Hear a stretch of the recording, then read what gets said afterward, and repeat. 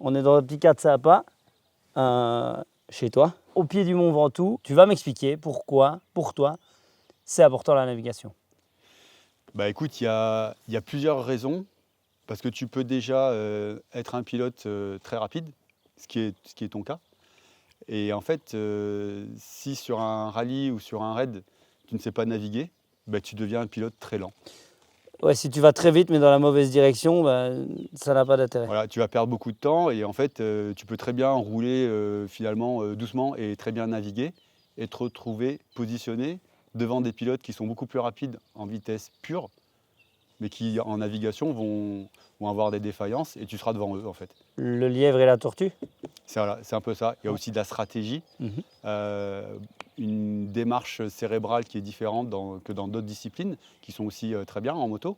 Mais dans la navigation en rallye raid, en fait, tu n'apprends pas. C'est compliqué d'apprendre la navigation tout seul. Bon, moi, c'est ce que j'ai fait il y a 35 ans parce qu'il n'y avait pas d'école de navigation.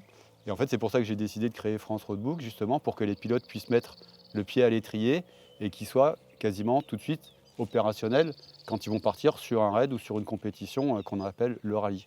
Je comprends. Moi, il y a un truc qui m'effraie, c'est baisser les yeux pour regarder le guidon et regarder la navigation.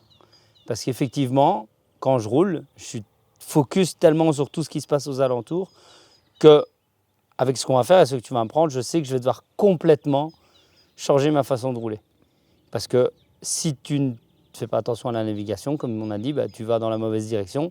Ça veut dire que tu dois rouler un peu moins vite, faire attention à ton roadbook et aller moins vite aussi pour te mettre moins en danger, quoi. Donc j'imagine que ça va être un exercice un peu compliqué au début. Oui, voilà. Et en fait, moi, ce que j'apprends, c'est que la navigation, c'est un facteur très important dans une compétition ou dans un raid, mais pas que. Et il y a aussi toute cette gymnastique visuelle, entre autres, puisqu'il y a une gymnastique musculaire qu'on connaît bien. Et certains pilotes arrivent avec un bagage de pilotage qui est très important, qui ont une expérience, ils ont tous des expériences différentes parce qu'ils ont déjà roulé avec un GPS et ils ont l'habitude de lire un GPS. Avant, les GPS étaient vraiment tout petits. Maintenant, on a des tablettes, mais ils ont déjà cette gymnastique de regarder à la fois le terrain, la piste et la tablette. Aujourd'hui, on a des pilotes d'enduro qui ne regardent quasiment que la piste. On n'a pas besoin de regarder ni une tour de navigation, ni le guidon. Et là, pour le coup, ça devient compliqué. Donc j'apprends aussi aux pilotes à quel moment ils vont avoir le temps de regarder la tablette et le roadbook, donc selon le relief, selon la vitesse.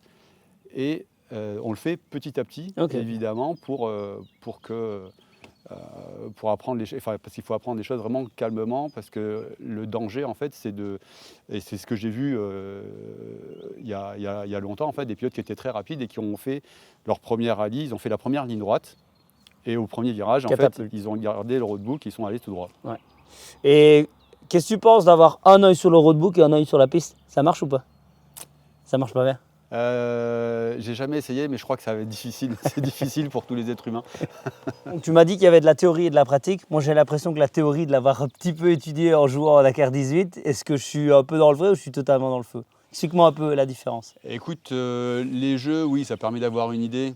La théorie, de toute façon, dans le cadre de France Roadbook, c'est incontournable. Okay. Le programme prévisionnel, si tu veux, sur les 2-3 jours qu'on va faire ensemble, c'est de la théorie avant de prendre les motos.